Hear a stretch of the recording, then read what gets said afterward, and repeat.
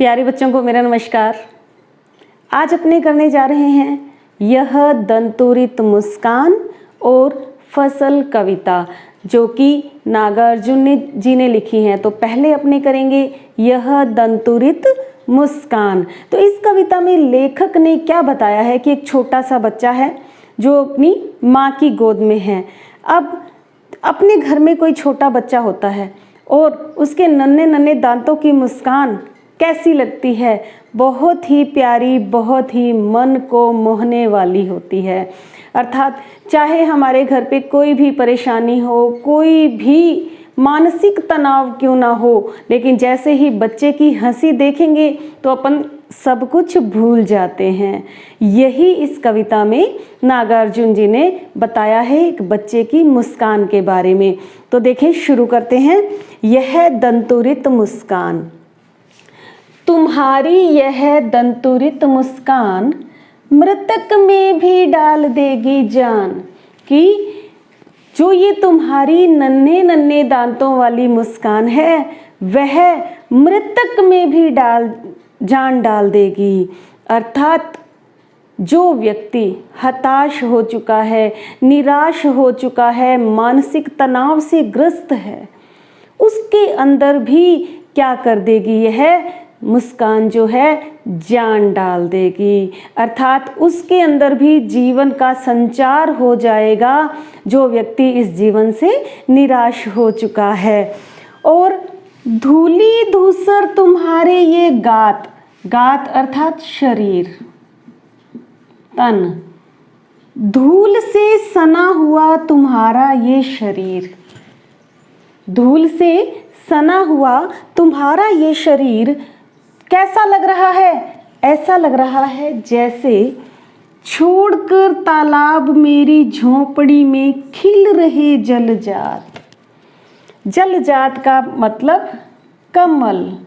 अर्थात कि धूल से सना हुआ तुम्हारा ये जो शरीर है, उसे देखकर ऐसा लगता है कि जो तालाब में कमल खिले हुए थे वो मेरी झोंपड़ी में आकर खिल गए हैं। कमल जो है वो कीचड़ में खिलता है और धूल से सना हुआ शरीर उस बच्चे का ऐसा लगता है कि उसका मुख जो है वो कमल के समान है। अर्थात झोपड़ी में उसके एक बच्चा रूपी जो है वो कमल खिल गया है। और देखें, परस पाकर तुम्हारा ही प्राण पिघल कर जल बन गया होगा कठिन पाषाण। कि परस पाकर तुम्हारा ही प्राण, तुम्हारा स्पर्श पाकर क्या हो जाता है? तुम्हारा स्पर्श पाकर और तुम्हारा ही प्राण पाकर क्या पिघल कर जल बन गया होगा कठिन पाषाण। पाषाण अर्थात पत्थर और कठिन अर्थात कठोर। कठोर या पत्थर दिल व्यक्ति भी पिघल कर जल की तरह बन जाता है। अर्थात तुम्हारी ये मुस्कान देखकर कठोर से कठोर व्यक्ति का मन भी पिघल जाता है। और देखें, छू गया तुमसे कि झरने लगे शेफालिका के फूल, बांस था कि बबुल।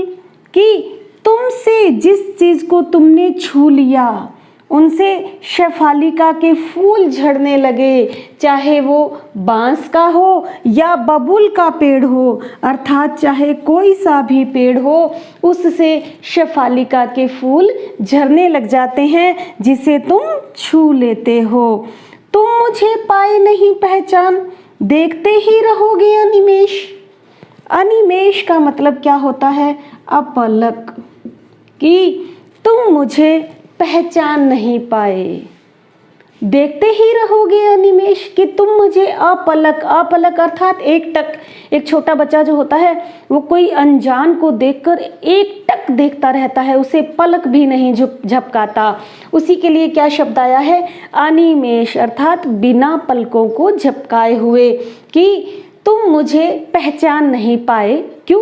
क्योंकि वे काफ़ी समय बाद अपने बच्चे से मिले थे। तो तुम मुझे पाए नहीं पहचान, देखते ही रहोगे अनिमेष, अपलक देखते ही रहोगे। थक गए हो, आंख लूं मैं फिर? अगर तुम थक गए हो तो मैं आंखें फेर लेता हूँ। क्या हुआ? यदि हो सके परिचित न पहली बार। कि क्या हुआ? यदि पहली बार हम दोनों परिचित नहीं हो सके, यदि तुम्हारी माँ ना माध्यम बनी होती आज, यदि तुम्हारी माँ हम दोनों को मिलाने के लिए माध्यम ना बनी होती, यदि तुम्हारी माँ हम दोनों को मिलाने के लिए माध्यम ना बनी होती, तो मैं न सकता देख म ना जाता जान। कि अगर तुम्हारी माँ माध्यम नहीं बनी होती हम दोनों को मिलाने के लिए, तो मैं कभी भी नहीं देख सकता और मैं कभी भी नहीं जान पाता क्या? तुम्हारी यह दंतुरित मुस्कान, तुम्हारे नन्हे नन्हे दांतों की मुस्कान मैं कभी भी नहीं देख सकता यदि तुम्हारी माँ हम दोनों को मिलाने में माध्यम ना बनी होती। धन्य तुम, माँ भी तुम्हारी धन्य, तुम भी धन्य और तुम्हारी माँ भी धन्य है जिसने तुम्हें जन्म दिया है। चिर प्रवासी मैं इतर मैं अन्य। कि चिर प्रवासी, चिर मतलब लंबे समय से, लंबे समय से, प्रवासी मतलब जो व्यक्ति विदेश में रहता हो, जो व्यक्ति विदेश में रहता हो उसे क्या बोलेंगे? प्रवासी। अर्थात मैं लंबे समय से तुम्हारे लिए एक प्रवासी की तरह था और मैं इतर, इतर का मतलब होता है दूसरा, मैं तुम्हारे लिए कोई दूसरा ही था और मैं अन्य, मैं कोई अन्य ही था। अर्थात मैं तुम्हारे लिए एक प्रवासी की तरह कोई दूसरा या कोई अन्य व्यक्ति ही था। इस अतिथि से प्रिय तुम्हारा क्या रहा संपर्क?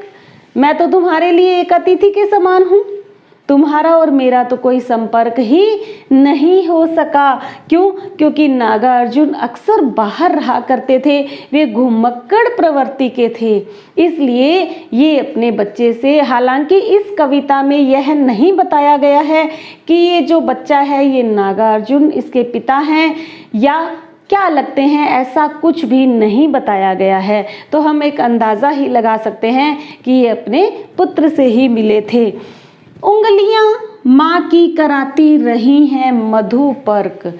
मधुपर्क से क्या तात्पर्य है देखें। मधुपर्क 5 वस्तुओं से मिलकर बनता है।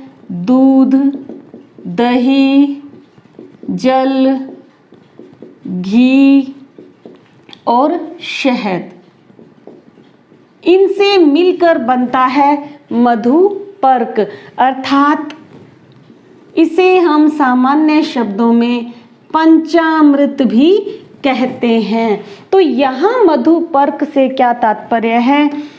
यहाँ है वात्सल्यता, वात्सल्य, ठीक है। आत्मीय वात्सल्य जो होता है ना, आत्मा से जो प्रेम और स्नेह होता है, अर्थात तुम्हारी माँ की अंगुलियां ही तुम्हें मधुपर्क करवाती रही हैं, अर्थात तुम्हारी माँ ने ही तुम्हें स्नेह और वात्सल्य दिया है। देखते तुम इधर कनखी मार, कनखी मार के देखना, अर्थात तिरछी दृष्टि से देखना, टेढ़ी टेढ़ी नज़रों से देखना। कोई बच्चा एकदम अनजान व्यक्ति को कैसे देखेगा? टेढ़ी टेढ़ी नज़रों से देखेगा। देखते तुम इधर कनखी मार, होती जबकि आंखें चार, तब तुम्हारी दंतुरित मुस्कान मुझे लगती बड़ी ही छविमान। कि जैसे ही तुम मुझे टेढ़ी टेढ़ी नज़रों से देखते हो और टेढ़ी नज़रों से देखने पर जब तुम्हारी और मेरी आंखें चार होती हैं, तब मुझे ये तुम्हारी मुस्कान जो है बहुत ही मोहक लगती है, मन को छूने वाली लगती है। तो यह थी कविता नागार्जुन जी की यह दंतुरित मुस्कान। अब इसमें से प्रश्न कौन कौन से बन सकते हैं?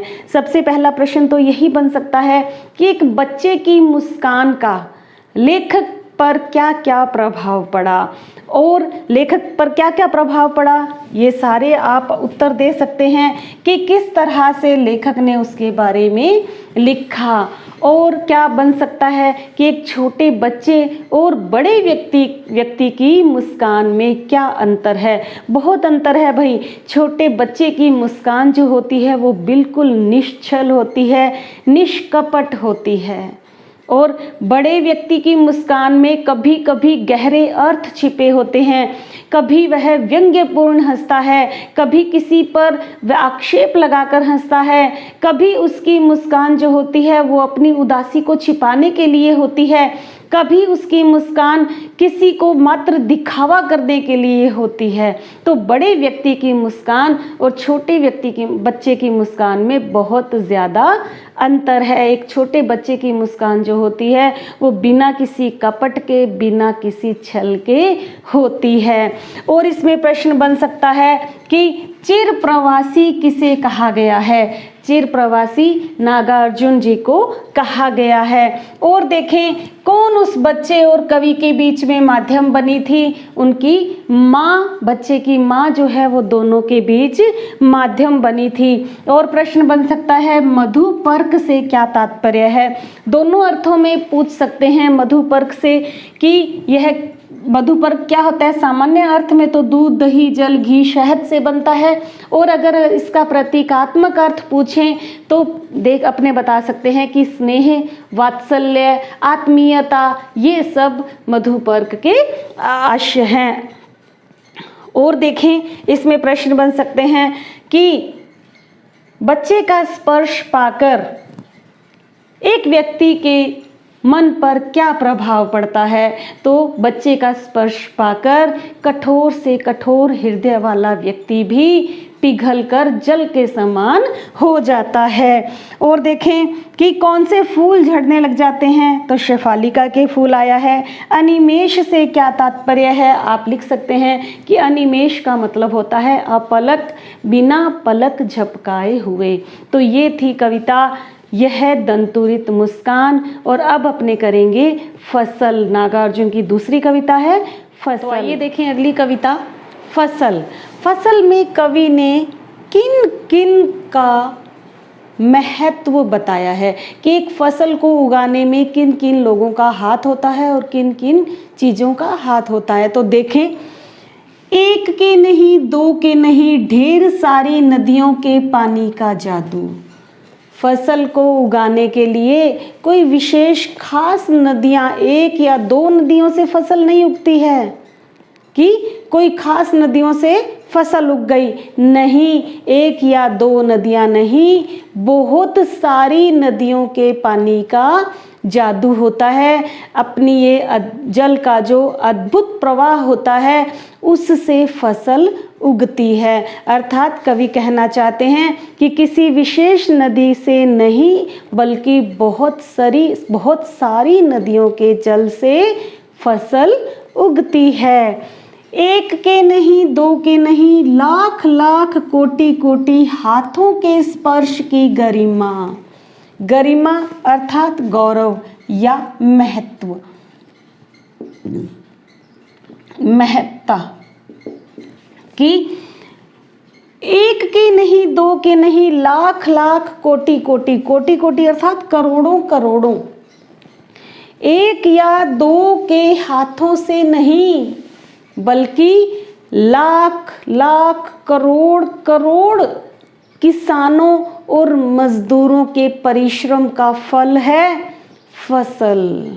कि किसी एक या दो किसान से नहीं बल्कि लाखों करोड़ों हाथ, किसानों के हाथ जब उस फसल को अंकुरित करते हैं, उन फसलों को बोते हैं, तब जाके वो बीज अंकुरित होते हैं, फूटते हैं। तो देखें कि किसी एक या दो के हाथों से नहीं बल्कि लाखों करोड़ों हाथों के स्पर्श की गरिमा होती है फसल। लाखों करोड़ों किसान जब परिश्रम करते हैं, अथक परिश्रम करते हैं, तब जाकर फसल पैदा होती है। और देखें, एक की नहीं, दो की नहीं, हजार हजार खेतों की मिट्टी का गुणधर्म कि एक या दो मिट्टी से फसल नहीं उगती है। हर एक फसल के लिए अलग अलग गुण धर्म की मिट्टी चाहिए होती है। तो मिट्टी भी कैसी चाहिए? अलग अलग चाहिए होती है। हर फसल के लिए अलग मिट्टी चाहिए होती है। फसल क्या है? कवि स्वयं से क्या पूछ रहे हैं? प्रश्न पूछ रहे हैं कि फसल क्या है? और तो कुछ नहीं है, वह नदियों के पानी का जादू है, हाथों के स्पर्श की महिमा है, भूरी काली संदली मिट्टी का गुण धर्म है। यहाँ तक समझे कि फसल क्या है? खुद से ही सवाल कर रहे हैं और खुद ही उत्तर दे रहे हैं कि और तो कुछ नहीं है, फसल क्या है? नदियों के पानी का जादू है। पानी जब सिंचित करता है तब अंकुरित फूट पड़ते हैं। और हाथों के स्पर्श की महिमा है। लाखों करोड़ों किसान जब फसल उगाते हैं, अथक दिन रात परिश्रम करते हैं, तब जाकर फसल उगती है। और भूरी काली संदली अर्थात चंदन जैसी मिट्टी, भूरी काली या चंदन जैसी मिट्टी का गुणधर्म होता है। किसी फसल के लिए भूरी मिट्टी चाहिए, किसी के लिए काली, किसी के लिए लाल काली, किसी के लिए संदली मिट्टी। तो हर एक फसल के लिए अलग अलग मिट्टी का गुणधर्म होता है। रूपांतर है सूरज की किरणों का। सूरज की किरणें जब फसल पर पड़ती हैं, सूरज की धूप भी तो ज़रूरी है फसल के लिए कि आवश्यक तत्वों में क्या आ जाता है? सूरज की किरणें भी आ जाती हैं और फसल को उगाती हैं। सिमटा हुआ संकोच है हवा की थिरकन का। थिरकन अर्थात मंद मंद चलना। थिरकन का मतलब क्या होता है? मंद मंद जब हवा चलती है तब क्या होते हैं? पौधे जो हैं हिलते हैं और उन्हें ऑक्सीजन मिलती है, सांस लेते हैं पौधे। किसकी वजह से? हवा की वजह से, और फलते फूलते हैं। तो देखिए, सबसे पहले कवि ने फसल के लिए आवश्यक तत्व क्या बताए हैं, ध्यान में रखना है। एक तो जल, आवश्यक तत्व क्या क्या बताए हैं? जल। दूसरा क्या है? हाथों की महिमा या परिश्रम कह सकते हैं, ठीक है। और बताएं क्या चाहिए? मिट्टी। और क्या चाहिए? धूप। और क्या चाहिए? हवा। तो फसल के लिए आवश्यक तत्व क्या है? पानी है, परिश्रम है, और हवा है, और धूप है, ठीक है। ये सब चाहिए, मिट्टी है, ये सब होगा तभी फसल उगेगी। तो यहाँ कवि ने फसल के लिए क्या क्या आवश्यक तत्व हैं और फसल का यह भी महत्व बताया है कि किसी एक से नहीं बल्कि कई कई चीज़ें उसमें शामिल होती हैं। यानी एक नदी का जल नहीं, कई नदियों का जल। एक दो हाथ नहीं, कई हाथों की महिमा होती है, कई हाथों का स्पर्श होता है, ठीक है। एक ही मिट्टी से फसल नहीं उगती, कई सारी मिट्टियों का गुण धर्म चाहिए होता है। सूरज की किरणें चाहिए होती हैं और हवा चाहिए होती है। तो इसमें प्रश्न यही बन सकता है कि फसल के लिए क्या क्या आवश्यक तत्व हैं। और ये भी बन सकता है छोटे प्रश्नों में, तो ये बना सकते हैं अपने कि कौन कौन सी मिट्टियों का गुण धर्म चाहिए होता है, हाथों के स्पर्श की गरिमा से कवि का क्या तात्पर्य है। इस तरह से कई सारे प्रश्न बन सकते हैं। हवा की थिरकन से कवि का क्या तात्पर्य है, अर्थात मंद मंद गति से जब हवा चलती है तो पौधे जो है वो फलते फूलते हैं। तो यह थी फसल कविता। अगली वीडियो में फिर मिलेंगे, बने रहिए मेरे साथ। Thank you, have a nice day.